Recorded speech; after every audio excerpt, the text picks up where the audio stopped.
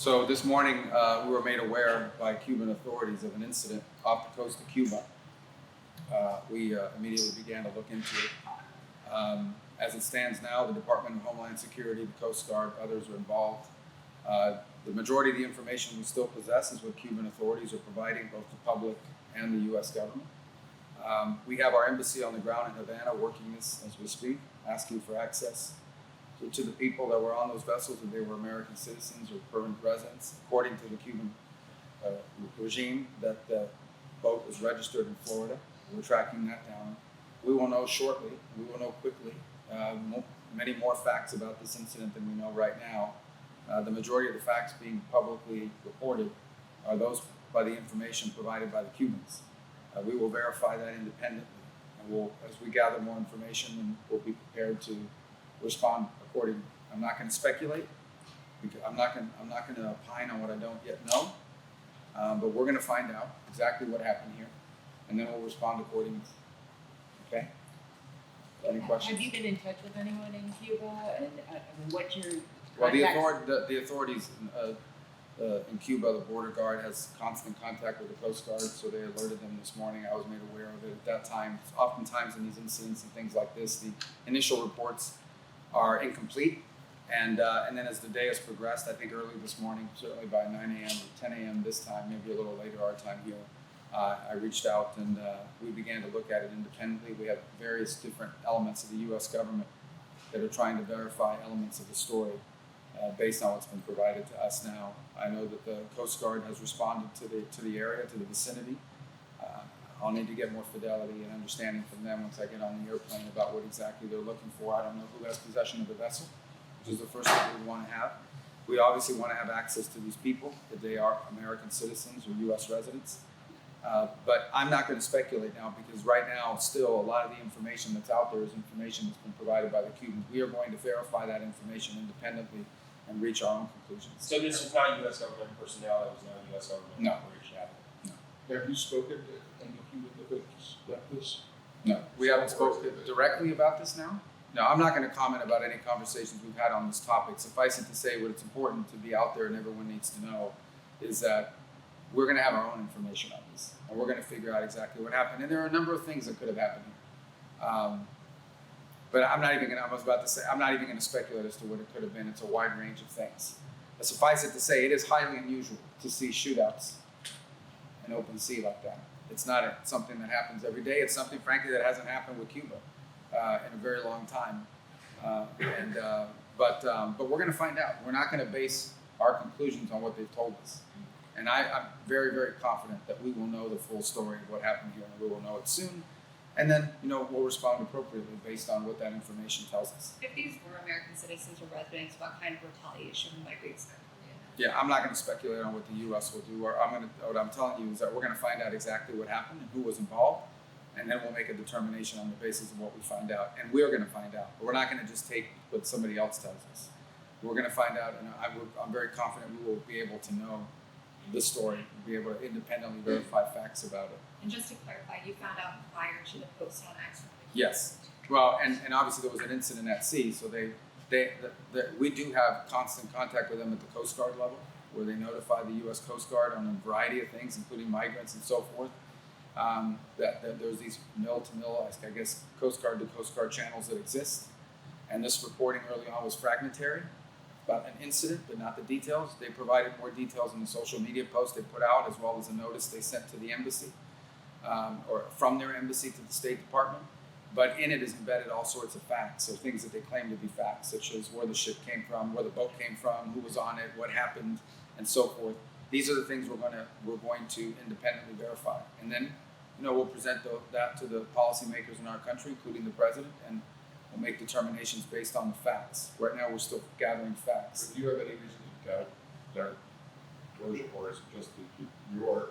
I have every reason to want our own information. Like, we don't generally make decisions in the United States on the basis of what the Cuban authorities are saying. You get some of the oil announcements by the Treasury Department about Venezuela going to Cuba, that for humanitarian reasons for private companies. Is this a shift in policy? What is it going to be? No, it's always been legal to sell to the private sector in Cuba. Okay, these would not be sales to the government. These would not be sales to the military-owned Gaesa, the company. These would be sales to a very small private sector that exists in Cuba. And that's always been legal. I mean, there are people that have a license to do that now. This would just expand to the numbers that could do it. Again, it would go to the private sector. The private sector in Cuba is quite small. It exists, but it's small. And it certainly, in and of itself, does not have the capacity to deal with the scale and scope of the challenges they're facing. But if the Cuban economy were a functioning economy, it would have a much larger private sector. And so what's clear is that, and I would say this, that the people of Cuba are suffering today. They've been suffering for a long time. They're suffering now, perhaps more than any time in recent memory, perhaps in the history, since 1959. This is the worst economic climate that Cuba has faced. And it is the authorities there in that government who are responsible for that. They're the ones that have made decisions that have left Cuba vulnerable to the situation they're now in. Understand that Cuba has largely survived on the basis of subsidies. The Soviet Union gave them free things. When the Soviet Union collapsed, they went into a special period, which was disastrous for them. And then along came Hugo Chavez and bailed them out for a long time. When that sort of died off a little bit, the Maduro regime was providing them fuel, or they were providing them actually crude oil. Some percentage of that was refined and used domestically, and a large percentage of that was never even made it to Cuba. It was sold in the open market for cash to fund the regime and to fund the military-owned company. So the reason why Cuba's electricity grid was already in collapse, before Maduro was captured, it was already in collapse. The reason why things are as bad as they are is because they have an economic model that does not exist, that does not work, doesn't exist anywhere in the world. It is not functional. And the only way Cuba's going to have a better future is if it has a different economic model. Now, if you go back to President Trump's 2017 or 2018 executive orders on a new policy in Cuba, that policy was entirely designed in many ways to put the private sector and individual private Cubans, not affiliated with the government, not affiliated with the military, in a privileged position. The reason why those industries have not flourished in Cuba is because the regime has not allowed them to flourish. So now that they're in a crisis, there's an opportunity for them to import fuel in small quantities, granted, through a private sector. If we catch the private sector there playing games and diverting it to the regime or to the military company, if we find that they're moving that stuff around in ways that violate the spirit and the scope of these permissions, those licenses will be canceled. But it's the same reason why we provided humanitarian assistance. We provided humanitarian assistance in Cuba in the aftermath of the hurricane. We provided it through the Catholic Church, not through the government. And we're prepared to do something similar when it comes to fuel through the private sector, the small private sector. But that alone will not solve Cuba's very dramatic problems that have been caused by 60 some odd years of mismanagement, ineptitude, and a failed economic model. There's been some reporting that this was a boat, a private boat, that was trying to help some people escape Cuba. I don't know if you can comment on that, and if you can say whether you would advise people to not do that. What can you say about that? Yeah, well, first of all, I'm not going to comment about this specific boat until we have all the information. So I just want to be clear. I'm not going to speculate about whose boat it was, what they were doing, why they were there, what actually happened. I'm not going to speculate on that because it's not smart to do that until we have all the facts. Now, separate from that, yes, there have been people in the past that have run into Cuba to bring people and stuff. It is illegal. It is a violation of federal law to go and run people back and forth, and we've caught people doing that in the past. It doesn't normally lead to shootouts, to be honest with you. But I'm not claiming that's what's happened here. I don't know, we don't know. And it would be unfair for me and probably unwise to sit here and speculate it might be this and it might be that when we're going to know. We are going to know. And when we know, then we'll tell you and we'll do what needs to be done about it, depending on what it is. Secretary, do you have any expectation? Can you share with us your expectation for on the subject of Iran and the negotiations tomorrow? And your own plans in terms of Middle East and Israel. What should we be looking for next? What are you expecting next? Well, I think tomorrow Steve and Jared will be there. I think they're on their way there now, actually. And the president was very clear last night that he always prefers diplomacy. But I want you to understand, and everyone should know, that Iran poses a very grave threat to the United States and has for a very long time. They are in possession, first and foremost, after their nuclear program was obliterated, they were told not to try to restart it, and here they are. You can see them always trying to rebuild elements of it. They're not enriching right now, but they're trying to get to the point where they ultimately can. The other thing I would point you to, however, is that Iran possesses a very large number of ballistic missiles, particularly short-range ballistic missiles that threaten the United States and our bases in the region and our partners in the region. And all of our bases in the UAE, in Qatar, in Bahrain, And they also possess naval assets that threaten shipping and try to threaten the U.S. Navy. So I want everybody to understand that beyond just the nuclear program, they possess these conventional weapons that are solely designed to attack America and attack Americans if they so choose to do so. These things have to be addressed. The negotiations tomorrow and the talks tomorrow will be largely focused on the nuclear program. And we hope progress can be made, because that's the president's preference, to make progress on the diplomatic front. But it's also important to remember that Iran refuses to talk about the ballistic missiles, to us or to anyone. And that's a big problem. Mr. Secretary, last night the president said that Iran was working to build missiles that will soon reach the U.S. Can you clarify if the U.S. assessment is Iran is actively seeking that capability? Oh, And yeah, yes. I How mean, far away are they? well, I won't speculate as to how far away they are, but they are certainly trying to achieve, and this is not new, they're trying to achieve intercontinental ballistic missiles. For example, you've seen them try to launch the satellites into space. You've seen them increasing the range of the missiles they have now. And clearly they are headed in the pathway to one day being able to develop weapons that can reach the continental U.S. They already possess weapons that can reach much of Europe, already now, as we speak. And the ranges continue to grow every single year exponentially, which is amazing to me. For a country that's facing sanctions, whose economy is in tatters, whose people are suffering, and somehow they still find the money to invest in missiles of greater and greater capacity every year. This is an unsustainable threat. There was a DIA assessment, I think, that said that if they chose to pursue this, that they would be able to develop these missiles that could reach the U.S. by 2035. Is that still? Well, I won't comment on assessments or anything the intelligence community says. Suffice it to say that it's a threat. We can see that it's possible. We saw North Korea do it. We've seen other countries do it in the past, and we would, view that as a great threat to the United States. But already now they possess missiles that threaten American interests. As we speak, they possess thousands of short-range ballistic missiles that can reach U.S. bases located in the region, in Saudi Arabia, in Qatar, in Bahrain, in the United Arab Emirates, throughout the region. It's a threat that exists already. Is tomorrow the last chance for diplomacy, Mr. Secretary? If you don't reach a deal with Iran, is diplomacy off the table? I don't think diplomacy is ever off the table. The president wants diplomatic solutions. He prefers them. He prefers them greatly. He wants that more than anything else. So I wouldn't characterize tomorrow as anything other than the latest in a set of conversations, and hopefully they're productive. But eventually, we'll have to have conversations about more than just the nuclear program. But if you can't even make progress on the nuclear program, it's going to be hard to make progress on the ballistic missiles as well. So I wouldn't characterize tomorrow as anything other than the next opportunity to talk. Could you just clarify the president? The president said, Iran just has to say we will never have a nuclear weapon. Is the question really then saying we will never have a weapon, or is it saying we will never enrich? And they say they reserve the right to enrich uranium, but they're not going towards a weapon. So Well, let me put it to you this way. If in fact what you're interested in is a peaceful nuclear program, you can do it like most of the countries in the world do it, which is they have above ground reactors and they import the fuel. We have deals now to do that with countries. If what they really wanted was energy from, they could do small modular reactors, which is something that's quite affordable and achievable for a lot of countries. But when you say we want to enrich, and we want to enrich deep underground, and you have a history in the past of enriching 20 and even 60%, plus you're building missiles that could potentially carry warheads, that doesn't sound to me like someone who's a country that's not interested in building weapons. So it's not just the rhetorical, it's the actions that back the rhetoric, which we simply haven't seen. you're looking for a commitment to zero nuclear.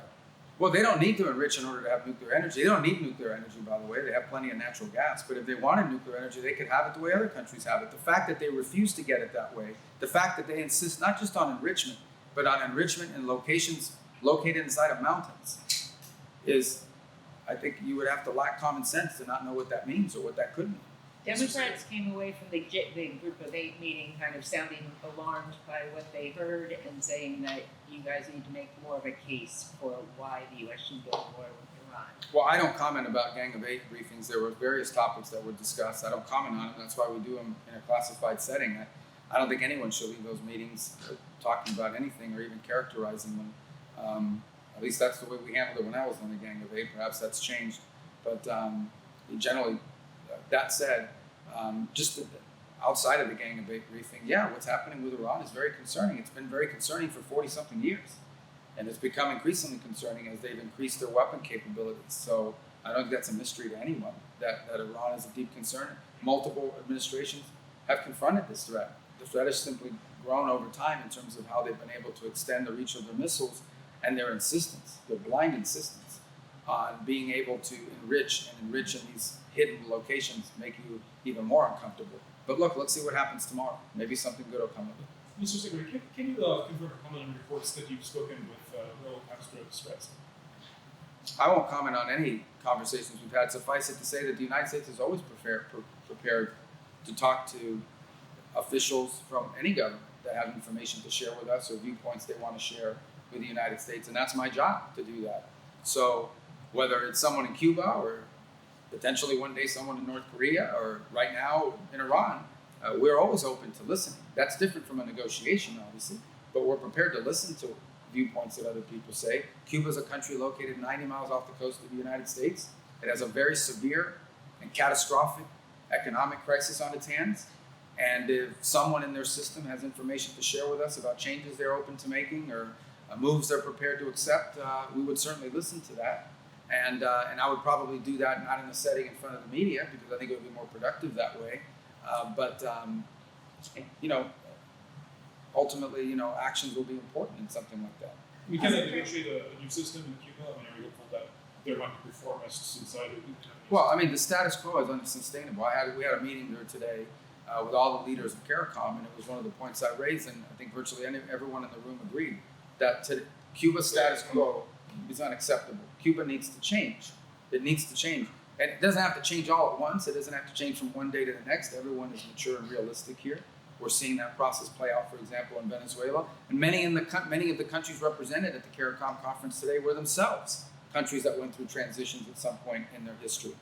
But Cuba needs to change. It needs to change dramatically because it is the only chance that it has to improve the quality of life of its people and not lose 15% of its population since 2021. 15% of the people of Cuba have left since 2021. That is not a system that's working. That's a system that's in collapse. And they need to make dramatic reforms. And if they want to make those dramatic reforms that open the space for both economic and eventually political freedom for the people of Cuba, obviously the United States would love to see that. It would be helpful. If they decide they're going to dig in and just continue forward, then I think they're going to continue to experience failure, and the people of the country are going to continue to suffer, and it'll be the regime's fault. Going back to Iran for a moment, President Trump said that the nuclear sites have been obliterated under Operation Midnight Hammer. What has changed since then? Have you seen movement of material, or what is it? No, you have. There's been reporting. I don't know if your outlet has, but others have reported on it. I think it's pretty clear that they have not abandoned their desire to enrich again. They have not abandoned that. In fact, they publicly insisted that they have the right to do so. I won't comment on the intelligence picture, but I can tell you that there's reason to believe that they, given the opportunity, will return to enrichment one day. They've been set back, so but they can. Well, if they try to rebuild it, we'll have to address it, and because that was made clear to them.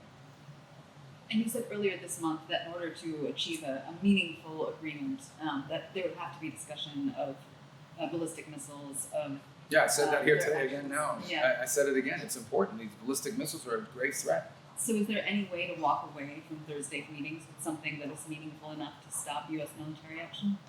Well, that's for the president. The president made no decision on that, so I don't know if Thursday's the key date for that. I think progress needs to be made. It would be good if progress was made on Thursday. And I would say that the Iranian insistence on not discussing ballistic missiles is a big, big problem. I'll leave it at that. You talked about elections in Venezuela. I wonder what you're thinking of timelines for that. Well, I don't know if we'd set an artificial timeline. The important part is just that you think about it logically. It's hard to have elections when many of the people that may want to participate in have been in jail or are still overseas. So I do think that as we enter this recovery phase, which we think slowly, I think we've done a pretty good job working with the interim authorities on the stabilization phase. You have not seen mass migration. You have not seen civil war. You have not seen violence. On the contrary, you've seen some real stability on the ground, and you've seen a growing in productivity among their key sectors. I think now you enter into this, we're increasingly entering into this phase of recovery, and part of that is a national reconciliation. So there have been very positive steps taken. Hundreds of political prisoners have been freed. The infamous prison El Acoya has been closed. Those are all very positive. You've seen an amnesty law pass. There was actually a real debate in their National Assembly over the law, and even amendments filed to it and so forth. These are all very positive. They're not enough, but they're positive. And I think that begins to create the groundwork for civil society there to function. To have elections, you need to have a number of factors. You need to have political parties that are formed. You need to have political movements. You need to have a media environment that allows people to campaign and get the word out. All of these things have to be in place, and you need to have candidates that can run.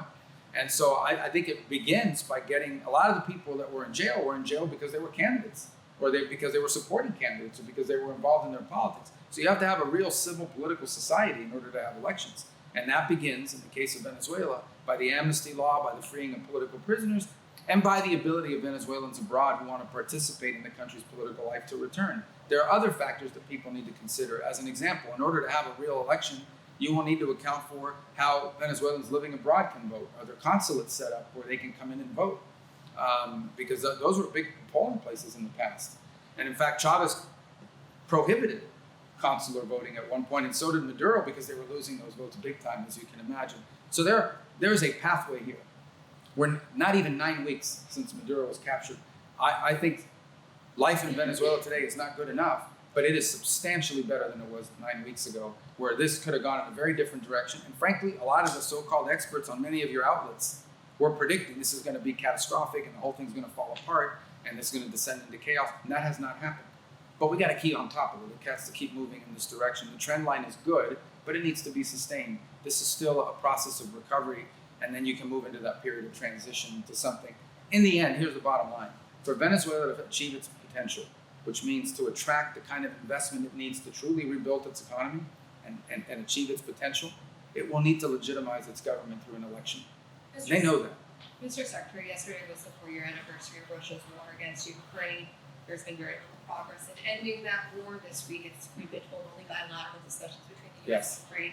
Is there a point in which the administration will change tax and increase pressure on Moscow, as has been called by key out there to Europe? Well, the administration has continued to increase pressure on Moscow. As an example, the president levied additional sanctions late last year on the oil company, on Rosneft. The administration continues to sell weaponry to Ukraine. We don't sell weapons to Russia, and we don't sanction Ukraine. The president values the fact that he is the only global leader that has any chance in the world of bringing these two sides together to the negotiating table. We're the only country or only entity on the planet that's been able to achieve having Russian negotiators and Ukrainian negotiators sit at a table and talk to one another. And for a war as horrible as this is a very important position for us to be in that we don't want to forfeit. Because if we walk away or if we foreclose that, then who's going to do it? The United Nations isn't going to do it. France isn't going to do it. The EU isn't going to do it. The Russians won't even speak to them. So we don't want to walk away from we know that at the end, the war in Ukraine does not have a military solution. That war will be settled through a negotiation. And right now, we are the only country in the world that can be a catalyst for negotiation. If we forfeit that role, no one else can do it. That said, do I believe the president's patience is infinite? I do not. But I'm not going to forecast for you when that runs out or at what point he decides not to do it any longer. I can tell you, and I think you've heard it expressed, the deep frustration that this has not come to an end because he sees it as a completely stupid and senseless war in which every single week 8,000 soldiers are being killed on the battlefield. Numbers that would be staggering in the context of any other conflict in the world. And that's what's happening, and it's doing tremendous damage to Russia. But it's also doing generational damage in Ukraine. Every day that goes by, more and more destruction, and it could take a generation for that country to rebuild, not to mention the suffering of its people that they've gone through this winter has been horrific. But why is that frustration equally levied at both Zelensky and Putin when it is Moscow that is continuing to strike civilian infrastructure, civilians throughout Ukraine? Yeah, no, I go back to the point I made to you, and that is that the reason why Ukraine's been able to sustain this war is because the United States has provided and sold weapons to Ukraine and has also provided them with intelligence assistance and the like. And also, we've imposed sanctions on Russia. We've not imposed sanctions on Ukraine. So, in that sense, the U.S. has not, been stagnant here with regards to it. I think the president's frustration is generalized, and you've seen that expressed from time to time. He just doesn't understand how two countries in such a vicious, horrific, and bloody war cannot reach an understanding on how to end it. He wants to see it ended, and he's done a lot. He's invested a lot of political capital in this. I mean, the easiest thing to have done is to just continue with the previous policies that was just ending into a protracted conflict. The president's invested a tremendous amount of political capital. Steve has traveled, I don't know how many times on his own dime, all over the world to try to bring this to a conclusion. So we have a lot of people that have invested a lot of energy into this. And I think we've made progress in narrowing the issues, but I think some issues still remain that are very, very difficult, unfortunately. Secretary, the president has a trip to China scheduled the end of March something to early April. Yeah. Yes, and last night the State of the Union was the first time in 2 decades that China wasn't expressly mentioned in the speech.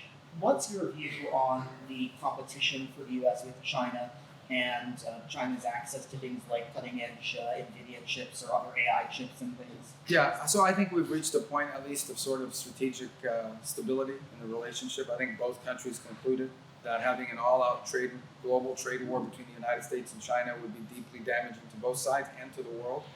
There remain issues of disagreement. There remain issues that we know in the long term are going to have to be confronted and could be irritants in our relationship. We've not been bashful in saying that we don't think we don't think it's sustainable to live in a world where we depend on some country for 90% of anything, whether it's supply chains and critical minerals or the like, pharmaceuticals and the like. And we have every intention of doing everything we can to ensure that our critical supply chains are diversified. And that will continue to be a point of contention, I imagine, but that's something that's critical to our national security and that we've been working on and will continue to work on. I also think that from a responsibility standpoint, the 2 largest economies in the world who both possess nuclear arsenals have to be able to talk, have to be able to communicate, and have to be able to interact. It would be reckless and irresponsible for the United States and China not to have meetings, not to have conversations, and not to have opportunities for our leaders to interact with one another. I just think I don't know anybody who thinks that's a good idea. It would be foolish and frankly dangerous for us not to have a relationship with them, even as our areas of conflict and disagreement remain. Are you worried though about technology theft or that they're getting access to chips that export controls should be preventing them from getting access to Blackwells and other things? Yeah, and every agreement the president's made has all gone through a full national security review to minimize and mitigate against that. Obviously, no measures are perfect. They've also been developing their own native capabilities. Oftentimes, we would imagine by information they've garnered from other countries. These are all well-established things, but as far as the advances they have made. But that's what will continue to be part of the dynamic in this relationship and in balancing all of this out. But as I said, we've reached a point of sort of strategic stability. Both countries see value in that. We've gotten them to schedule more fentanyl precursors, which is important. Now we need them to act on it. We've seen them increase their purchase of American agricultural goods, but there are other areas where we wish they were doing more, and we'll continue to press on those. They're going to take you off the sanctions list so you can go? We'll find out when I go. Mr. Secretary, there were talks in Geneva this week between officials who deal with nuclear weapons from the United States, China, and Russia. I wondered if you could characterize how those talks, what came of those talks, and whether there's any sign that Chinese officials would consider some kind of trilateral, nuclear non-proliferation treaty like the president has suggested he is seeking. Well, we think ultimately in the 21st century, for there to be a true arms control agreement, it has to involve China. Their stockpiles have increased dramatically. Their position that they would argue is that they're still way behind the United States and Russia. We think that's irrelevant. They certainly have the capacity to catch up and are well on their way to doing so. So we believe, the president strongly believes, that for any sort of agreement, a nuclear agreement in the 21st century to be legitimate, it has to involve these 3 countries, the United States, Russia, and China. And we're going to continue to explore their willingness to do so. They have publicly said they're not willing to do it. I'm sure you've heard them say that. I'm sure they've reiterated and I know they restated that again very recently. But we'll continue to press on it because we think it would be good for the world if we could reach such an agreement. The president would be in favor of that if we could do it, but it has to be all 3 countries. But how do you compel China to, if they're saying it's just not in our interest? Well, then we may not have a deal. We can't compel them. They'll just have to argue to the world why they need to keep building nuclear weapons. And that's a sovereign choice that they can make. You can't compel anyone to make a deal.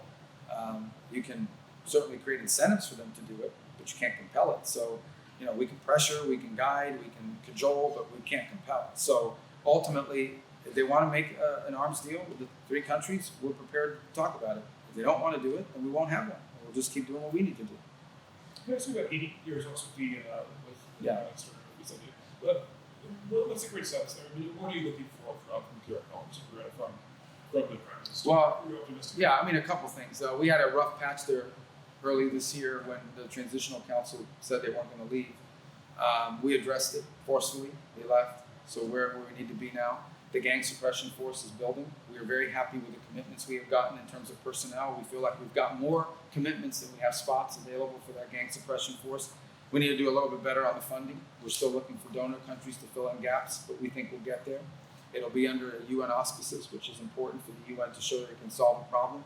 And the goal of this entity will be to get on the ground and allow the Haitian authorities to hold territory from these gangs. So you can have a baseline of stability that allows you to do two things. Number one, rebuild the country without having to go through roads that have checkpoints run by these criminal gangs.